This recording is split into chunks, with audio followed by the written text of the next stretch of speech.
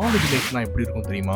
சூப்பராக அப்படியே படத்தில் காட்டுற மாதிரி கலர் கலராக கேர்ள்ஸ், அப்புறம் டோலிஸோட ரீல்ஸு, இஷ்டத்துக்கு பைக் எடுத்துகிட்டு போகிறது, இஷ்டத்துக்கு பங்க் அடிக்கிறது, போதா குறைக்கு நம்ம ப்ரொஃபஸர்ஸ்லாம் லெக்சரர்ஸ்லாம் பார்த்தீங்கன்னா ரொம்ப முட்டாளாக இருப்பானுங்க. ஒரு எல்கேஜி பையனுக்கு தெரிஞ்ச அளவுக்கு கூட லெக்சரர்ஸ்க்கு தெரியாது. அந்த மாதிரி ப்ரொஃபஸர்ஸ் புக்குன்ற சைஸில் ஒரு தம்மா தூண்டு ஒரே ஒரு புக்கு மட்டும் எடுத்துகிட்டு போவானுங்க.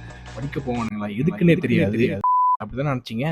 நோ நோப். ரியாலிட்டி பார்த்தக்கப்புறம் தான் நிறைய பேருக்கு தெரியும் காலேஜ் லைஃப்னா என்னங்கிறது. நிறைய பேருக்கு காலேஜ் லைஃப் வந்து ஒரு வித்தியாசமான எக்ஸ்பீரியன்ஸ் கொடுத்துருக்கு. சில பேருக்கு அது ஐ ஓப்பனிங்காக இருக்குது, சில பேருக்கு பிடிக்காமலும் போயிருக்கலாம். காலேஜ் நிறைய பேருக்கு ஒரு லேர்னிங் எக்ஸ்பீரியன்ஸாக இருந்திருக்கும். ஒரு விஷயத்த லேர்ன் பண்ணுவாங்க, அன்லேர்ன் பண்ணுவாங்க, மறுபடியும் லேர்ன் பண்ணி அன்லேர்ன் பண்ணுறத ரீலேர்ன் பண்ணுவாங்க. இந்த மாதிரி நிறைய விஷயம் நடக்கும். நிறைய பேர் காலேஜ் போயிருக்க மாட்டீங்க. சில பேர் டைரெக்டாகவே டிப்ளமா இல்லை வேறு ஏதாச்சும் கோர்ஸ் பண்ணி போயிருக்கலாம். சில பேர் போகாமல் இருந்திருப்பீங்க. இந்த வீடியோவில் எதை பற்றி நான் பேச போகிறேன்னா, reality of the college life. சினிமாவில் வர மாதிரி இருக்குமா, சினிமாவில் வர என்னென்ன விஷயங்கள்லாம் இதில் வரும், அண்ட் என்னுடைய பர்சனல் எக்ஸ்பீரியன்ஸ் ஆஃப் கிராஜுவேஷன். நான் என்னென்ன பார்த்தேன், நான் என்னென்ன கற்றுக்கிட்டேன், எனக்கு எது பிடிச்சது, எனக்கு என்ன பிடிக்கலன்றதை இந்த வீடியோ டிஸ்கஸ் பண்ண போகிறேன். So let's get into the video. Lecturers and professors, இவங்களை நீங்கள் படத்தில் பார்த்த வரைக்கும் சரி, இப்போ தெரிஞ்சிருக்கும். பட் நிறைய பேர் இன்னும் எப்படி நினச்சிட்டு இருப்பாங்கன்னா, 2010 வரைக்கும் 1980s பார்த்த எல்லா தமிழ் படங்கள்லையுமே லெக்சரர்ஸையும் ப்ரொஃபஸர்ஸையும் ரொம்ப காமெடியாக, ரொம்ப கேவலமாக, மட்டமாக காமிச்சிருப்பாங்க. எக்ஸப்ட் ஃபியூ ஃபிலிம்ஸ் லைக் நம்மவர் படம், அப்புறம் சில படங்கள் தவிர.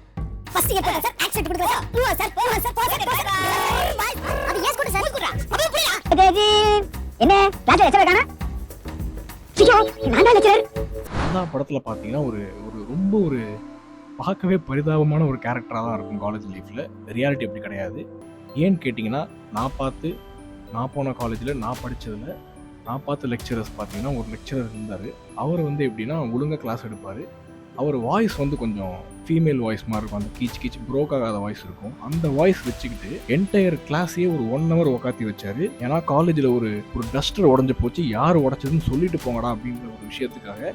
சும்மா போயிட முடியாது, இவங்களை சும்மா கொட்டி அமைச்சிட முடியாதுன்னுக்காக உட்காத்தி வச்சு சாமர்த்தியமாக பேசி மிரட்டி உட்காத்தி வச்சு இது பண்ணார். ஸோ ரியாலிட்டியில் பார்த்தீங்கன்னா காலேஜ் ப்ரொஃபஸர்ஸ்லாம் நிறைய பார்த்துருப்பாங்க, நிறைய எக்ஸ்பீரியன்ஸ் பண்ணியிருப்பாங்க.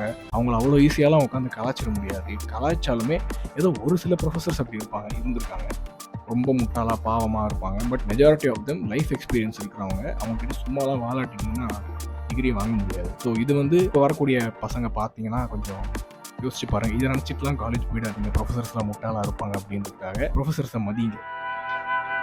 இன்னொரு விஷயம் பார்த்தீங்கன்னா, பைக்கில் சுற்றுறது இஷ்டத்துக்கு. ட்ரிபிள்ஸ் போவாங்க, 4 பேர் போவாங்க. சில காலேஜில் நடந்துட்டு இருக்கு தமிழ்நாட்டில், இந்தியா ஃபுல்லாக. பட் நான் போன வரைக்கும் நான்லாம் பைக்லேயே போகவிடல. என்ன, ஏன்னா லைசன்ஸ் வாங்கலை, 17 வயசு தான் ஆச்சு, 18 ஸ்டார்டிங்கு. ஸோ மெஜாரிட்டியாக நாங்கள் யூஸ் பண்ணது பப்ளிக் டிரான்ஸ்போர்ட் தான். அதுவே நல்ல ஒரு எக்ஸ்போஷர் தான் உங்களுக்கு கிடைக்கும். ஏன்னு கேட்டிங்கன்னா, நம்ம ஸ்கூல் லைஃப் பார்த்தீங்கன்னா, நம்ம வந்து வீடு விட்டால் ஸ்கூலு விட்டால் வீடு, இதுக்கு நடுவில் டியூஷன் ஒன்று இருக்கும். அதுக்கு போய் வரதுக்கே நமக்கு போதும் ஆகிடும். இந்த கேஸில் நமக்கு வீக்கெண்டு மட்டும்தான் போய் கிரிக்கெட் ஆடுறதுக்கு அந்த மாதிரிலாம் கிடைக்கும். ஏரியா விட்டு போனாலே அப்பா அம்மா விட மாட்டாங்க. ஸோ காலேஜ் லைஃப் என்ன பண்ணுன்னா, சிட்டி விட்டு போகிற மாதிரியோ இல்லை ஏரியா விட்டு இன்னொரு ஏரியாவுக்கு காலேஜ் இருக்கிறவங்களுக்கு அது ஒரு லொக்கேஷன் பார்த்து தெரிஞ்சுக்கிற மாதிரி ஒரு நல்ல ஒரு எக்ஸ்போஷர் கொடுக்கும் ஏரியா வைஸ். எனக்கு நல்லா கொடுத்தது. நான் சென்னையோடைய அவுட்டர் ரீஜனில் வீடு இருந்துட்டு சென்னை சென்ட்ரல் சிட்டியில் காலேஜ் இருந்ததால் என்னால் நிறைய விஷயம் எக்ஸ்ப்ளோர் பண்ண முடிஞ்சது. நிறைய பப்ளிக் டிரான்ஸ்போர்ட்டுக்கு எக்ஸ்பீரியன்ஸ் ஆச்சு. அப்பப்போ தான் பைக்கில் போக முடியுமே தவிர இஷ்டத்துக்கு பைக்கில் சுற்றிட்டு அதெல்லாம் நான் படித்த ஆம்பளை காலேஜ்லலாம் கிடையாது. ஐ மீன் இந்த மென்ஸ் காலேஜ், பிரசித்தி பெற்ற மென்ஸ் காலேஜில்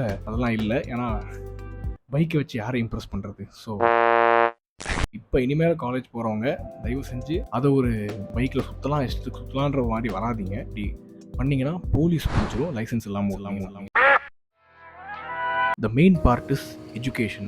என்ன படிக்கிறீங்க, காலேஜ் போயிட்டு எந்த டிகிரி எடுத்தீங்க, எதுக்காக நீங்கள் ஸ்ட்ரைவ் பண்ணுறீங்கிறது ரொம்ப முக்கியம். படத்தில் பார்த்தீங்கன்னா நிறைய பேர் படிக்க கூட மாட்டாங்க, உட்காந்து கடைசி நேரத்தில் 10-15 அரியர் வச்சு கிளியர் பண்ணி அரியர் கெத்துன்னு வேறு சுற்றிட்டு தெரிவானுங்க. அதை பார்த்து இம்ப்ரெஸ் ஆகி கூட என் கூட படித்ததெல்லாம் சிலதெல்லாம் இடத்துக்கு அரியர் வச்சு கடைசியில் முடிக்க முடியாமல் என்னென்னமோ தன்னிச்சு அந்த மாதிரி கேரக்டர்லாம் இருந்தது. பட் ரியாலிட்டி நீங்கள் பார்த்தீங்கன்னா, நல்ல காலேஜ் சேர்ந்து நல்ல ப்ரொஃபஸர் கிடைச்சாங்கன்னா you will enjoy studying subjects. நானும் அப்படி தான். எனக்கு என்னென்னா, ஸ்கூலில் நிறைய விஷயங்கள் நான் இன்ட்ரோவர்ட்டாக இருந்ததால், சில விஷயங்கள் ஸ்கூலில் சரியாக போகாததால் கிளாஸ் கவனிக்க முடியல என்னால். என்னுடைய சோம்பேறித்தனமும் இருந்தது. பட் காலேஜ் போனதுக்கப்புறம் கொஞ்சம் எக்ஸ்போஷர் கிடைச்சது.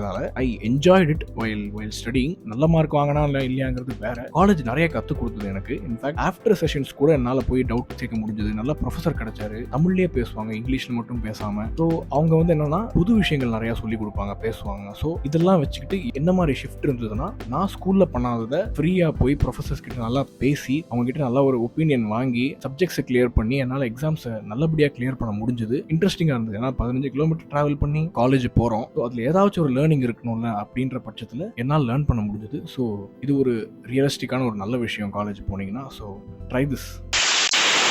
The most important thing in your college life is, apart from education and exposure, arrears and placement. Arrear வச்சு தெருவில் நிற்க வேண்டியது. காலேஜில் பிளேஸ்மெண்ட் கிடைக்கிற சான்ஸை தயவு செஞ்சு விட்டுறாதீங்க. இது வந்து விட்டீங்கன்னா அது வேற எங்கே கிடைக்கும்னே தெரியாது. அதை நிறைய பேர் எக்ஸ்பீரியன்ஸ் பண்ணியிருக்காங்க, நானும் எக்ஸ்பீரியன்ஸ் பண்ணிட்டு இருக்கேன். ஸோ இந்த அரியர்ஸ் வச்சு கெத்து காட்டுறது இதெல்லாம் தெரியும் நிறைய பேருக்கு. பட் இருந்தாலும் சொல்கிறேன், அது சல்லி பைசாக்கு பிரயோஜனமே கிடையாது. ஏன்னா அரியர்ஸ் வந்து உங்கள் கிரெடென்ஷியல்ஸ், உங்கள் கிரெடிபிலிட்டி இது எல்லாத்தையும் கம்மி பண்ணும். நல்ல வேலை கிடைச்சா கூட ஸ்டாண்டிங் அரியர் ஒன்று இருந்தால் கூட அது எல்லாமே நாஸ்தி பண்ணிடும். எனக்கு நடந்திருக்கு, என் ஃப்ரெண்ட்ஸுக்கு நடந்திருக்கு. ஸோ அரியர்ஸ் கெத்தும் கிடையாது. பிளேஸ்மெண்ட்டை ஒழுங்காக யூஸ் பண்ணிக்கவும் தெரிஞ்சுக்கணும். அரியர்ஸ் வச்சதால எந்த ஒரு யூஸும் கிடையாது. அதை முடிஞ்ச அளவுக்கு கிளியர் பண்ண பாருங்க. ஏன்னா ரியாலிட்டியில் அரியர்ஸை மதிக்க மாட்டாங்க. பிளேஸ்மெண்ட் போச்சுன்னா வேற ஆப்பர்ச்சுனிட்டி, வேற ஆஃபர் வர்றது ரொம்ப ரொம்ப கஷ்டம். லைக் கிடைக்கும், வெளில தேடினா கிடைக்காதெல்லாம் கிடையாது. பட் பிளேஸ்மெண்ட்ஸை முடிஞ்ச அளவுக்கு கிராப் பண்ணிக்கோங்க. அது நல்ல ஒரு லேர்னிங் எக்ஸ்பீரியன்ஸ். இந்த எக்ஸ்ட்ரா கரிக்குலர் ஆக்டிவிட்டிஸான லெமன் அண்ட் ஸ்பூன் அந்த மாதிரிலாம் வாயப்பாரு. ஆக்சுவலாக பார்த்தீங்கன்னா எனக்கு என் காலேஜ் லைஃப்பில் நல்லாவே எக்ஸ்போஷர் கிடைச்சது. இன்ஃபேக்ட் ஸ்கூல் என்னால் ஓப்பனாகவும் இருக்க முடியல. பல ரீசன்ஸால் என்னால் ஒரு 5 பேருக்கு முன்னாடி நின்று ஒரு புக்கு படி கூட அவ்வளோ தயக்கமாக இருக்கும், அவ்வளோ ப்ரெஷர் ஆகும். பட் காலேஜில் போனீங்கன்னா எனக்கு அந்த ஒரு எக்ஸ்போஷர் நல்லா கிடைச்சது. ஓகே, நம்மள மாதிரி நிறைய பேர் இருக்காங்க, ஸோ தைரியமாக நம்ம பேசலான்றதுல ஒரு ஸ்டெப் எடுத்து வச்சு நான் ஓரளவுக்கு எனக்கு தைரியம் வந்த விஷயம் வந்து பப்ளிக் ஸ்பீக்கிங். நான் என்ன பண்ணேன்னா, நானாகவே போய் இன்ட்ரெஸ்டாக போய் பார்ட்டிசிபேட் பண்ணி நான் ஸ்பீச் கொடுக்குறேன் சார் அப்படின்ற மாதிரி பேர் கொடுத்து நல்லபடியாக நான் பப்ளிக் ஸ்பீக்கிங் கொடுத்தேன். இன்ட்ரடக்ஷன் தான் கொடுத்தேன். But it was a great experience for me. So and அதோடு சேர்த்து என் லைஃப்பில் நான் காலேஜ் லைஃப்பில் வந்து ஈவெண்ட் மேனேஜ்மெண்ட்டில் இருந்து, அந்த ஆர்கனைசிங் டீமில் இருந்து, சீஃப் கெஸ்ட்டை கூப்பிட்டு அந்த அவார்ட் ஃபங்க்ஷன்ஸில் எல்லாமே ஹெல்ப் பண்ணி இந்த மாதிரிலாம் எக்ஸ்போஷரும் கிடச்சிது எனக்கு. So it was an I opening thing for me. So college போகிறவங்க நிறைய பேருக்கு எஜுகேஷன் தாண்டி இந்த மாதிரி விஷயமும் கிடைக்கும். ஸோ போகிறவங்க தயவு செஞ்சு யூட்டிலைஸ் பண்ணிக்கோங்க. சினிமாவில் இதெல்லாம் காட்டியிருப்பாங்களான்னு தெரியாது, பட் ரியாலிட்டியில் இந்த ஒரு நல்ல ஒரு பெனிஃபிட் இருக்குது. காலேஜில் சேர்ந்து போனீங்கன்னா எக்ஸ்ட்ரா கரிக்குலர்ஸ் இந்த மாதிரி விஷயங்கள் நம்ம லைஃப்க்கு நிறையாவே யூஸ்ஃபுல்லாக இருக்கும். கம்யூனிகேஷன் கண்டிப்பாக டெவலப் பண்ணும். கடைசியில் போய் பிளேஸ்மெண்ட் ஜாபில் போய் உட்காந்து உங்களுக்கு நல்லாவே ஹெல்ப் பண்ணும். So try this and use this opportunity. The last and final part, இந்த டிராகன் படத்தில் வரா மாதிரி காலேஜ் டிகிரி ஏன் முக்கியம்னு பார்த்தீங்கன்னா, உண்மையாலே இந்த படத்தில் சொன்ன மாதிரி அது கிட்டத்தட்ட ஒரு ஃபவுண்டேஷன், அஸ்தி வர மாதிரி தான். அது எல்லாம் பில்டிங் கட்டிங்கன்னா எல்லாம் உடஞ்சிரும். ஏன் நம்ம படிக்கிறோம், ஏன் நம்ம பிளேஸ்மெண்ட்டுக்கு போகிறோம்னா நல்ல வேலை, நல்ல சம்பளத்துக்காக தான். அதுக்கு டிகிரி ஒரு நல்ல ஒரு யூஸ்ஃபுல்லான விஷயம். அது அதை வச்சு தான் கம்பெனிஸ் நிறைய பேர் ஃபர்ஸ்ட் பேஸ் ஃபில்டரே அதுதான். அதை ஃபில்டர் பண்ணி பார்த்து தான் டிகிரி இருக்கணும். டிகிரி நீ எங்கே போனாலும் அதான் பண்ணுவாங்க. நீங்கள் சாதாரண ஒரு கால் சென்டர்ல இருந்து மைக்ரோசாஃப்ட் முதற்கொண்டு பெரிய பெரிய கம்பெனிஸ்லாம் பேசிக் குவாலிஃபிகேஷன் எக்ஸ்பெக்டேஷன்ஸ் வந்து டிகிரி அப்படின்ற மாதிரி போட்டிருப்பாங்க. அது நீங்கள் பண்ணாதான் உள்ளேயே வர முடியும். ஸோ காலேஜ் லைஃப்பில் எதுக்கு போகிறீங்களோ இல்லையோ, டிகிரி வாங்குறதுக்காச்சும் ஒழுங்காக போகணும். அப்போ தான் படித்து நல்ல பிளேஸ்மெண்ட்டில் நல்ல வேலை கிடைக்கும். So degree is more important as discussed in the film and movies. இந்த விஷயத்தில் இந்த படம் கரெக்டாக பிடிச்சிருக்கு. மற்ற விஷயத்தில் டிகிரி பற்றி பேசுவாங்களாம் கூட தெரியும். டிராகன் படத்தில் கரெக்டாக பண்ணியிருக்காங்க. So that's it for today.